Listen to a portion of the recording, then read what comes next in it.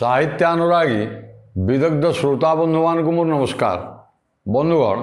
आज से कीचकवध काव्यर द्वितीय सर्गर अवशिष्टांश आमे आलोचना करिबा। ये गत थर आमे आलोचना करिथिले दुई महिला कोठा उपरे बसिकिरी कीचक जेतेबेले विराटनगर राणी सुदेशना दास दासी परिवेष्टिता होइकिरी एवं पूजा थाली धरिकिरी सब जाउथले एवं सांगरे द्रौपदी जी कि छद्मवेशरे तांकर अंतपुर बेशकारिणी हिसाब से रही से मध्य सांगरे जाइछन्ति, जहाँ उपरे कीचकर लोलुप दृष्टि पड़ी एवं तार नेत्ररूपक भंवरटी बा नेत्ररूपक भ्रमर से विराटर राजप्रासादर अंतपुर थिबा रमणी मानकर उद्यान भ्रमिला एवं देखला सी तो आरी सी तो कीचक ना आ बाहुबल कथा अच्छी कीचक बाहुबल विराट राजा सी हूँ तार प्रकृत हूँ विराटनगर प्रशासक एवं विराट राजा होती नामक मात्र। तेणु सी बसिकी कहला अरे ये जड़े नुआई आसी जो अपूर्व सुंदरी दिव्य सुंदरी मु तो आगु ये सुंदरी स्त्री देखिनी जदिओ मु विराटनगर अंतपुर रमणी मानकर मध्यरु अधिकांश को सी उपभोग करी तेणु तार दृष्टिटा से भाव में आज्ञा पड़ी। कवि गंगाधर मेहर से वर्णना करिसेंति तार रूप रूपक मकरंद तार नेत्र रूपक षटपद बा भंवरटी ए रमणी मानकर रूप लावण्य रूपक मकरंद बा मधु आस्वादन करिछि। किंतु यही रमणी भली अर्थात यही जो नूतन होकर आसी अंतपुर किसी दिन रही यार रूप माधुरी सांगरे कहीं समकक्ष हेबेनी। आसतु वर्तमान शुणा से कीचकर भावना कौन आउ सब रही पूर्ववर्ती पर्यायर तो आलोचना करी एवं अल्प किसी आपण मैंने शुणी वर्तमान आसतु से विषय आलोचना करवा। चाहि चमत्कार रहिला क्षणे होई स्तंभित रूप मकरंद पानरे क्रमे हेला मज्जित भाविला चुंबीछि कमल चंपा नियाली मल्ली। मु आर थर आलोचना करी भाविला चुंबीछि अरे मु तो ये सबू कहीं नेत्र रूपक षटपद बा भ्रमरटी भ्रमरटी कौन करे आज्ञा पुष्प उपर बसिकी बा विभिन्न फूल बसिकी विभिन्न फूलर मधु आस्वादन करे। सेमिति ये रमणी माने बा विराटनगर राज अंतपुर थिबा रमणी मानकर मुख रूपक मधु को मु आस्वादन करी चुम्बन करी मधु आहरण करी किंतु नाही तो कहारी माधुरी यही कुसुम भली ये जो नूतन होकर आसी नूतना ये दिव्य अनिंद्य सुंदरी युवती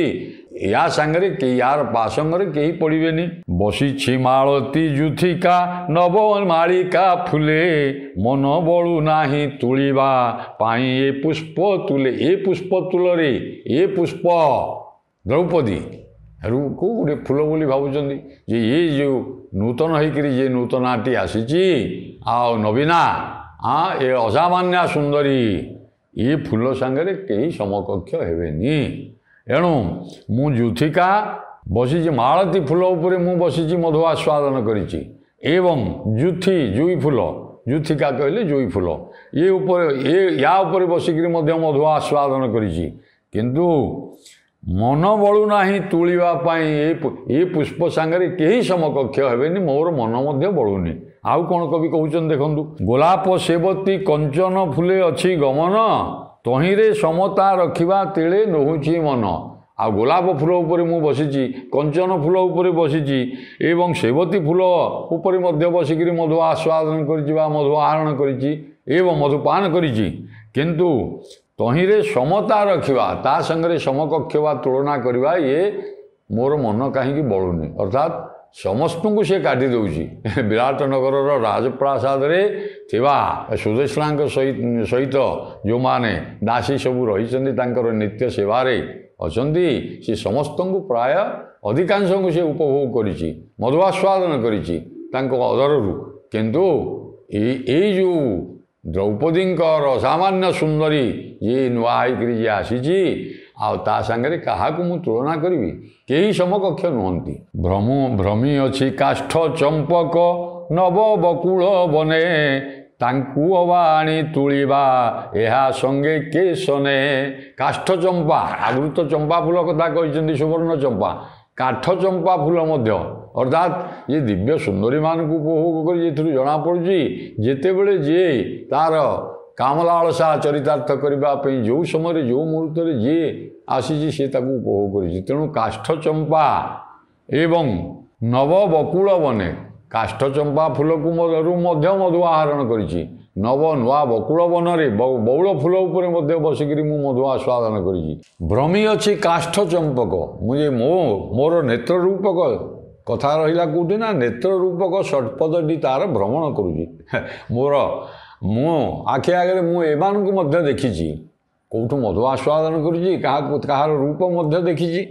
ଏଣୁ ଏ ନୂତନ ବକୁଳ ଫୁଲ ବଉଳ ଫୁଲକୁ ମଧ୍ୟ ଆଘ୍ରାଣ କରିଛି ବା ମଧୁ ଆସ୍ୱାଦନ କରିଛି, କିନ୍ତୁ ତାଙ୍କୁ ଆଣିବା ତୁଳିବା ଏହା ସଙ୍ଗେ ସେମାନେ ତୁଳନୀୟ ନୁହନ୍ତି। ବିଶ୍ୱରାଜ ପ୍ରିୟା କ୍ରୀଡ଼ିତ ନଭ ପ୍ରମୋଦ ବନ, ତାରା ପୁଷ୍ପ ଚୟ କରନ୍ତି ଯହିଁ ଚିତ୍ତରଞ୍ଜନ।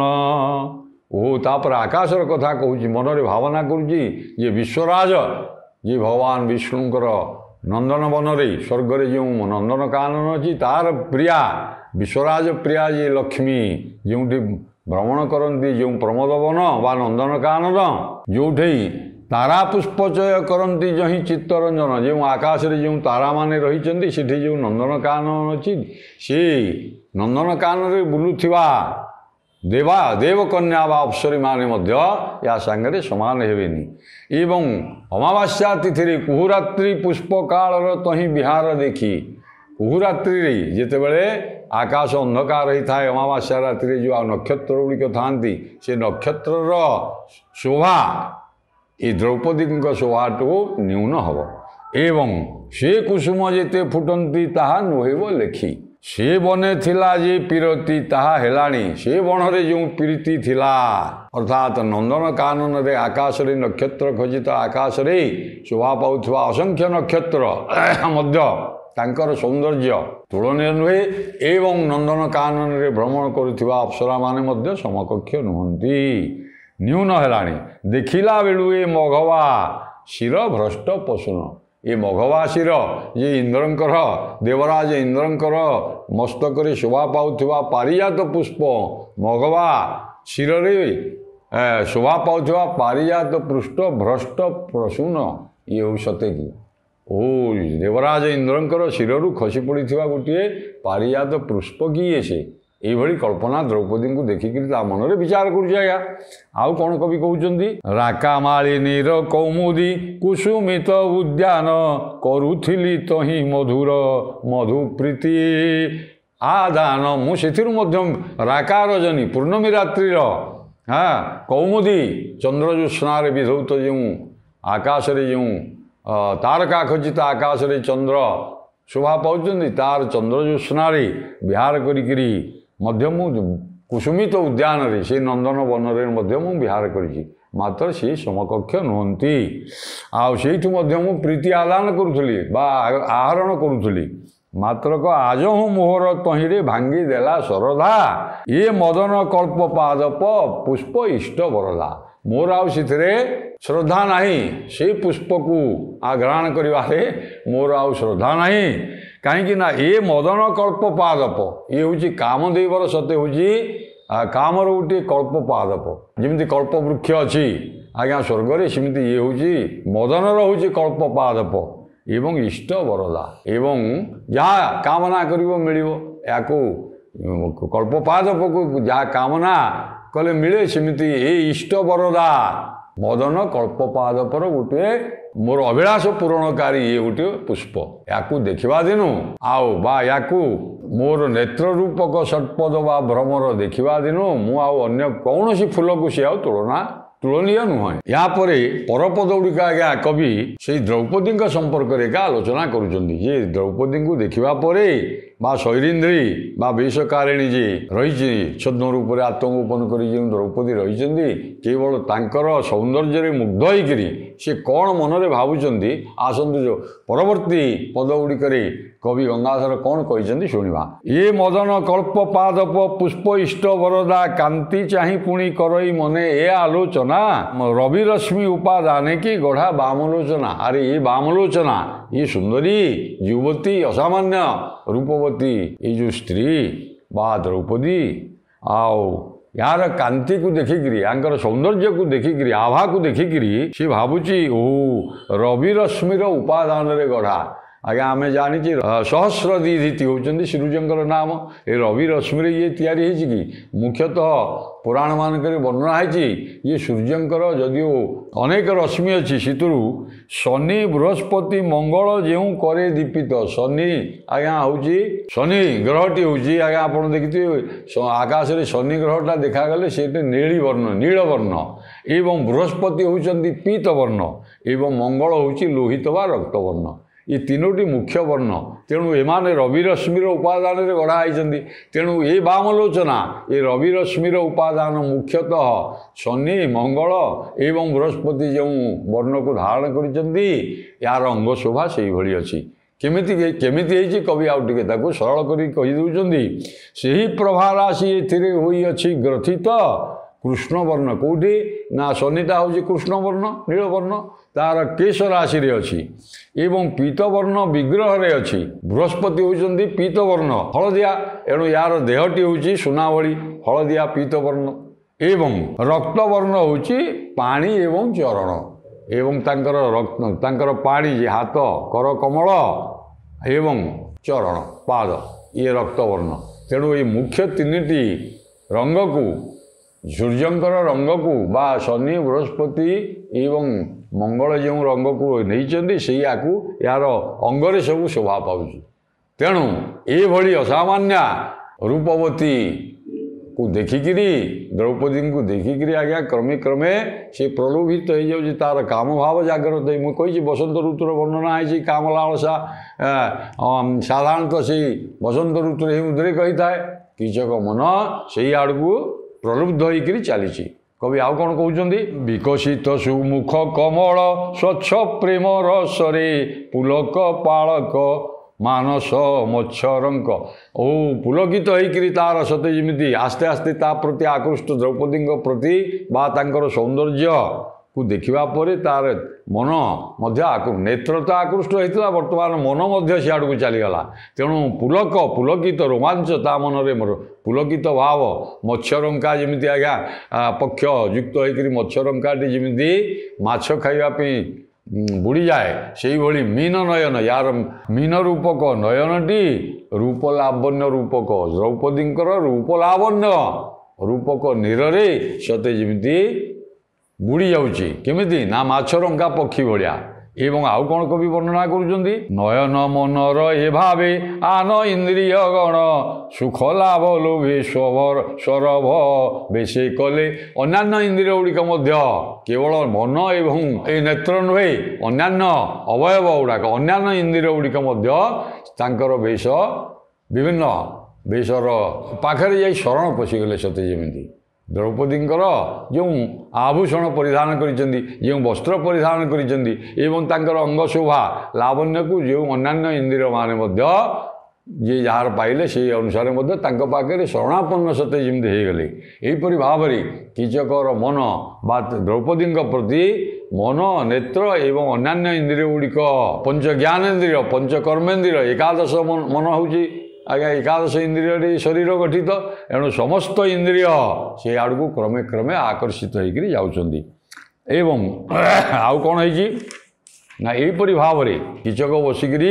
आज्ञा दुईतल प्रासाद उपर बसिकी एक कथा भावुची एवं कवि पुणी कहते एमाने तापरे गमन करुँच गमन करुँच आस्ते आस्ते जाऊँच आज्ञा एणु वसुमती करी कोणित मंजू मंदी बसुमती को पृथ्वी को धरा पृष्ठ समस्ते पाउंजी लगे कोणित ध्वनित करी मंजीर बोले नुपुर नुपुर पिंधि से नुपुर ध्वनि कोणित करी तार निस्वन जो शुभुची धरा पृष्ठ को आहरी सुंदर करी माने झुम झुम होकर बाजुची नुपुर गुड़िक एवं बसुमती करी कोणित मंजू मंदिर नादे मदन पताका गौरव गंज अंचल बादे ओ मदनर पताका उड़े उड़े चली अंचल जे पणतकानी गुड़िक मंद समीरण जिते उड़ुची अंचल बा तांकर पणतकानी ताकू कवि कहते यार ये मदनर पताका किए यही भाव ये सुंदरी रमणी माने विराट नगर गति करुँच कवि आउ कौन कहते देखु सुर तरंगिणी आगरे भगीरथंक परी आगे आगे चाली प्रहरी काटे लोक लहरी अरे ये जो शोभा को देखापी मुझे तो आगुरी वर्णना करी आज्ञा जे कही कवि कहते ये प्रकार सौंदर्य एते संख्यक रमणी दास दासी दासी परिवेष्टित होकर पूजा थाली धरिकी सुदेशना आगे चली एवं अन्यान्य दासीगण चली समस्त हाथ में पूजा थाली धूप दीप नैवेद्य समस्ते चली विभिन्न वेशभूषा होकर अलंकार परिधान करी एवं द्रौपदी अच्छा ये दृश्य लोक मैंने देखुं तेणु लोक मैंने एत गहली हो जाऊँगी प्रहरी बाट काटिक आड़ेकरी आ सावधान करी राणी माँ विजयी होती वन दुर्गा पूजा करने तेणु समस्ते बाट छाड़ी दियो प्रहरी कही कही जाऊँगी सत्य सी जमी हूँ भगीरथ एवं सुदेशना होती सुर तरंगिणी आगरे ये सत्य जमी गंगार धार सुदेशना सहित ये जो रमणी मैंने जाऊँच आपको गंगा धारा सांगे गंगा आगे भगीरथ चली पछरे गंगा चली से भली आगे प्रहरी बाट काटी काटी जाऊँच लोक गहली एवं गंगा धाराटी चली आउ कवि कौन कहते ना अपराह्न रवि किरण स्वर्ण जल संकाश आगे आगे चली प्रहरी काटे लोक लहरी अपराह्न रवि किरण स्वर्ण जल संकाश अपराह्न समय होती क्या संध्या समय आरती हम से समय पूजा करेंगे तेणु ये सब बाहरी आओ अपराह्न समय सीधा गोधूली समय एवं रवि किरण तार रवि किरण पश्चिम आकाश रे रवि पहुँची गले एवं से समय कथा एवं स्वर्ण जल भाया देखा जाउची रवि किरण आज्ञा तेज ना प्रखर तेज ना स्वर्णाभ किरण पश्चिम आकाश स्वर्णाभ किरण होती एवं सते जमी नारी दल अंगे गिलिटी कांति एवं नारी मान अंगरे से स्वर्णाभ किरण पड़ जाइए आहरी चमत्कार देखा जाउची आज्ञा आउ कवि कौन कहते झलिला कपाल कपोल दीप्त है बदन ये सूर्य किरण जिते अस्तायमान सूर्यर किरण पड़ जाऊँच अपराह्नर सूर्य रश्मि तांकर कपाल कपोल कहले गंडदेश एवं दीप्त है बदन मुह मुह पर पड़ जाऊँच स्वर्णाभा आभा रवि सूर्यंकर आहरी सहजे तो समस्ते सुंदर एवं ता भितर आहरी सौंदर्य मिसी जाऊँच रवि किरण अपराह्नर रवि किरण एवं चक चकायित चिक्कण केश एवं कवि कहते चिकचिक देखा जाकर चिक्कण केश गुड़ाक आहरी चक चकायित चिक्कण बोली गोटे शब्द देते आओ एवं रत्नभूषण से अपराह्न सूर्यर किरण पड़ जाऊँच स्वर्णाभ किरण अति चमत्कार देखा जापरी भाव में कीचक बसिक ये सबको आज्ञा लक्ष्य करुच्ची एवं ना बिकिरिले अंगभूषण चय अधिक प्रभा से ही दीक्षा देला बसन जरी स्वर्ण गौरभा से कथा को पुणी कवि आउ टे प्रांजल भाव में कहीदे जे अंगभूषण गुड़िक तार प्रभा सूर्य किरण जी आभा सी देखा जाऊला सुंदर देखा जाऊला विभिन्न आभूषण माला प्रभृति बा कान रे लगे नाक लगे माला पकई रत्न माला हार पिंधि इत्यादि एगुड़िकर जी आभा अच्छी ये स्वर्णाभ किरण सूर्यंकर पड़वार से आहरी झटकुची तेणु बिकिरिले अंगभूषण चय अधिक प्रभा विकिरण कले एवं से ही दीक्षा नेला बसन एवं लुगा गुड़िक आज्ञा जो सुंदर पट्टवस्त्र परिधान करते सूर्य किरण पड़कर तार सब जरी काम होती तेणु सी आहरी सुंदर देखा यही भाव में ଯାଇକରି ସେ ବିରାଟନଗରର ରାଣୀ ରମଣୀ ମାନେ ସୁଦେଶ୍ଲାଙ୍କ ସହିତ ଦ୍ରୌପଦୀଙ୍କ ସହିତ ଦାସୀମାନେ ଯାଇକରି ଆଜ୍ଞା ବନଦୁର୍ଗା ମନ୍ଦିର ନିକଟବର୍ତ୍ତୀ ହେଇଗଲେଣି ଏବଂ ବନଦୁର୍ଗା ମନ୍ଦିରର ପାବଚ୍ଛ ଆଉ ସେଗୁଡ଼ିକ ସବୁ ମାର୍ବଲ ପଥରରେ ତିଆରି ହେଇଛି। ତେଣୁ କବି ବର୍ଣ୍ଣନା କରୁଛନ୍ତି ସୁଧା ଧବଳିତ ସୋପାନ ନାନା ରତ୍ନଭୂଷିତ ରମଣୀ ପ୍ରବାହ ବଢ଼ି ଚଢ଼ିଲା ହୋଇ ତରଙ୍ଗାୟିତ। ସୁଧା ଧବଳିତ ସୁଧା ଭଳି ଚୂନ ଭଳି ଧଳା ଦେଖିବାକୁ ଯେଉଁ ମାର୍ବଲ ପଥରରେ ତିଆରି ହେଇଛି ଏବଂ ସେଥିରେ ବିଭିନ୍ନ ରତ୍ନ ଖଚିତ ହେଇଛି। ସୁଧା ଧବଳିତ ସୋପାନ ନାନା ରତ୍ନ ଖଚିତ ରମଣୀ ପ୍ରବାହ ଚଢ଼ିଲା, ସେଇଥିରେ ରମଣୀ ପ୍ରବାହ ଚଢ଼ିଗଲା। ଆସ୍ତେ ଆସ୍ତେ ସୋପାନ ଅତିକ୍ରମ କରୁଛନ୍ତି ଚଢ଼ିକିରି ଏବଂ ହୋଇ ତରଙ୍ଗାୟ ସମସ୍ତେ ତରଙ୍ଗାୟିତ ଗତିରେ ସେ ସୁଧା ଧବଳିତ ମାର୍ବଲ ପାବଚ୍ଛ ଉପରେ ପାଦ ଦେଇକି ପଦବିନ୍ୟାସ କରିକିରି ମନ୍ଦିରକୁ ବନଦୁର୍ଗାଙ୍କୁ ଦେଖିବା ପାଇଁ ଏବଂ ଆରାଧନା କରିବା ପାଇଁ ଯାଉଛନ୍ତି। ପ୍ରେମ ଭକତିରେ ଅବଳା ଦଳ ପୁରାଇ ହିଆ ହେଲେ ଯାଇ ଦେବୀ ସମ୍ମୁଖେ ଅର୍ଦ୍ଧମଣ୍ଡଳେ ଅର୍ଦ୍ଧମଣ୍ଡଳ ଆକାର କରିକିରି ଇନ୍ଦ୍ରଧନୁ ସଦୃଶ ସମସ୍ତେ ମନ୍ଦିରରେ ଯାଇ ପହଞ୍ଚିଗଲେଣି ଆଜ୍ଞା। ମନ୍ଦିରରେ ପ୍ରବେଶ କରି ମା ବନଦୁର୍ଗାଙ୍କ ପାଖରେ ଅର୍ଦ୍ଧବୃତ୍ତାକାରରେ ସମସ୍ତେ ଠିଆ ହେଇଛନ୍ତି ଏବଂ ତାଙ୍କର ବନଦୁର୍ଗାଙ୍କୁ ଭକ୍ତି ଭରେ ପ୍ରଣାମ କରୁଛନ୍ତି ଏବଂ ଆଉ ଆନନ୍ଦରେ ହୃଦୟ ପୁରି ଯାଉଛି। ମା ଦୁର୍ଗାଙ୍କର ଅପରୂପ ମୂର୍ତ୍ତି ଦର୍ଶନ କରିକିରି ନିଜେ ଧନ୍ୟ ମନେ କରୁଛନ୍ତି ଏବଂ ଅର୍ଦ୍ଧବୃତ୍ତାକାରରେ ସମସ୍ତେ ଠିଆ ହେଇଛନ୍ତି। ଏହିପରି ଭାବରେ କବି ବର୍ଣ୍ଣନା କରୁଛନ୍ତି। ନା ଦେବୀ ତ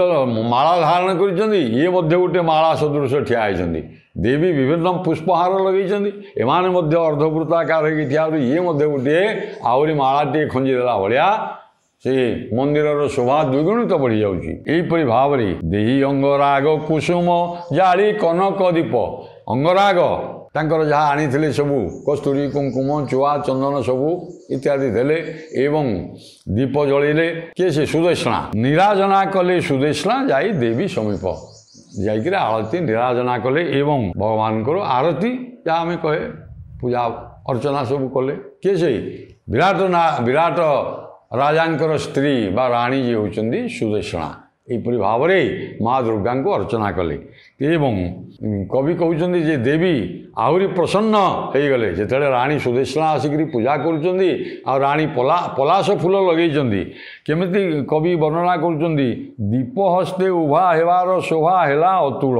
ଭାନୁ ସହଚରୀ ପ୍ରଭାର ଦେଖି ପଲାଶ ମଣ୍ଡତା ଦେବୀଙ୍କ ଆଗେ ରମଣୀ କୂଳ ପଲାଶ ମଣ୍ଡିତ ହେଇଥିବା ରମଣୀ କୂଳ ଆଗରେ ଦୀପ ଧରିକିରି ଯେତେବେଳେ ଠିଆ ହେଇଛନ୍ତି ସୁଦେଷ୍ଣା ସେ ଆହୁରି ଦ୍ୱିଗୁଣିତ ଶୋଭା ମା ବନଦେବୀ ବା ବନଦୁର୍ଗାଙ୍କର ଶୋଭା ଦ୍ୱିଗୁଣିତ ହେଇଗଲା। ଏହିପରି ଭାବରେ ଇଆଡ଼େ ଆକାଶରେ ମୁଁ କହିଛି ଯେ ଅପରାହ୍ନ ସମୟ ସୂର୍ଯ୍ୟ ଆସ୍ତେ ଆସ୍ତେ ଆଜ୍ଞା ଅସ୍ତ ହେଉଛନ୍ତି ଏବଂ ସିନ୍ଦୁରିତ ସନ୍ଧ୍ୟାର ବକ୍ଷେ ରଜନୀ ବାଳା କବି ବର୍ଣ୍ଣନା କରୁଛନ୍ତି ସିନ୍ଦୁରିତ ସନ୍ଧ୍ୟାର ବକ୍ଷରେ ରଜନୀ ବାଳା ଯେ ରାତ୍ରି ରୂପକ ନାୟିକା ବିଭୂଷିତ କଲା ତାରକା ରୂପୀ ହୀରକମାଳା ଏ ସତେ ଯେମିତି ତାରକା ରୂପୀ ହୀରକମାଳା ଗୋଟିଏ ଖଞ୍ଜି ଦେଇଛି। ଏହିପରି ଭାବରେ ଅର୍ଦ୍ଧବୃତ୍ତାକାରରେ ଠିଆ ହେଇଥିବା ବିରାଟ ନଗରର ନାରୀମାନଙ୍କର ରୂପଶୋଭା କବି ବର୍ଣ୍ଣନା କରୁଛନ୍ତି। ଏହିପରି ଭାବରେ ଯାଇକରି ସମସ୍ତେ ମା ଦୁର୍ଗାଙ୍କୁ ପୂଜା କରିଛନ୍ତି ଆଜ୍ଞା। ଆଉ ଦୀପ ଆଲୋକରେ ସମସ୍ତଙ୍କର ଦୀପ ଯେତେବେଳେ ଜଳିଗଲା ପୂଜା ଥାଳି ଧରିଛନ୍ତି ଏବଂ ସମସ୍ତଙ୍କ ଦୀପ ଆଲୋକରେ ଦୀପିତ ହେଇଗଲେ ଆହୁରି ମା ବନଦୁର୍ଗାଙ୍କର ମୁଖଶ୍ରୀ ବଢ଼ିଗଲା ସୌନ୍ଦର୍ଯ୍ୟ। ଦୀପ ଆଲୋକରେ ଝଟକିଲା ନାରୀ ଅଙ୍ଗଭୂଷଣ ଏବଂ ନାରୀମାନଙ୍କର ଅଙ୍ଗଭୂଷଣ ମଧ୍ୟ ଆହୁରି ଝଟକିଲା। ମା ଦୁର୍ଗାଙ୍କର ଅଙ୍ଗଶୋଭା ଝଟକିଲା ଏବଂ ଦୀପ ଆଲୋକରେ ଏତେ ସହସ୍ର ଦୀପ ଯେତେବେଳେ ଦେଉଳରେ ଆଜ୍ଞା ଗୋଟିଏ କି ଯୋଡ଼ିଏ ଦୀପ ଜଳୁଥିଲା ଏବେ ଏତେ ଦୀପ ଏକାକାର ହେଇଗଲା ଏକାଠି ଯେତେବେଳେ ହେଇଗଲା ସେ ଆଲୋକରେ ଆଲୋକିତ ହେଇଥିବା ମନ୍ଦିର ଝଟକିଲା ଏବଂ ନାରୀମାନେ ପରିଧାନ କରିଥିବା ବସ୍ତ୍ର ମଧ୍ୟ ଝଟକିଲା। ତପନ କିରଣ ସ୍ପରଶୀ ଯଥା କିଲାଲ ତପନ କିରଣରେ କିଲାଲ ଅର୍ଥାତ୍ ଜଳବିନ୍ଦୁ ଗୁଡ଼ିକ ତପନ କିରଣ ପାଇଲେ କାକର ବିନ୍ଦୁ ଗୁଡ଼ିକ ଯେମିତି ଜଳମଲ ହେଇଯାଏ ସେଇଭଳି ଦୀପ ଆଲୋକରେ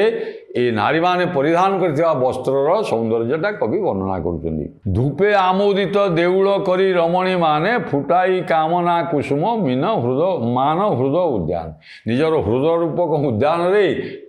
जे जहाँ भाविथिला मां को नमस्कार करके प्रणति जणाउछन्ति अभिलाष पूर्ण करने एवं मंदिरटी धूप आलोक आहरी धूप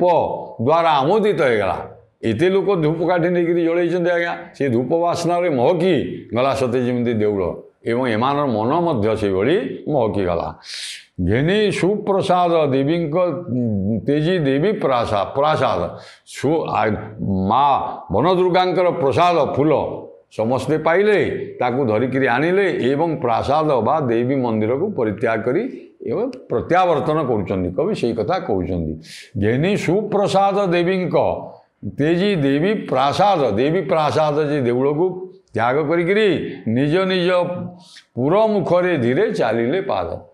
निज पुर को पाद चलिले अर्थात प्रत्यावर्तन मंदिर रे पूजा आराधना सब सरिला निज निजर कामना पूरण करने माँ मन दुर्गा को जे जार चिंता करथिले सबू प्रणिपात जनईकरी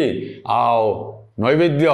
बा प्रसाद सेवन करी किसी प्रसाद धरिकी हाथ में जे जार पुर को बाहरिले।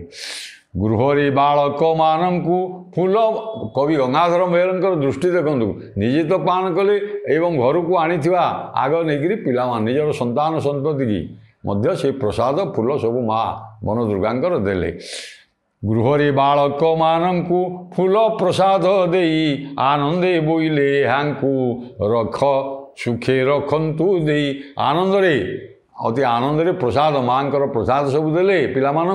निज निजर संतान संतति की आनंद कहले आओ प्रणति जनाई माँ एम को घंट उड़ेकी रखित पिला मोर भल सुस्थ रखित यहीपरि भाव में कवि द्वितीय सर्गटी समाप्त कर परवर्ती पर्याय कौन है कीचकबोध काव्य बा कीचकर मनरे जो चिंता भावना कौन उद्रेक होती कौन करिछि द्रौपदी को पाइबापी कि उपाय अवलंबन कर परवर्ती पर्याय आलोचना करवा। नमस्कार।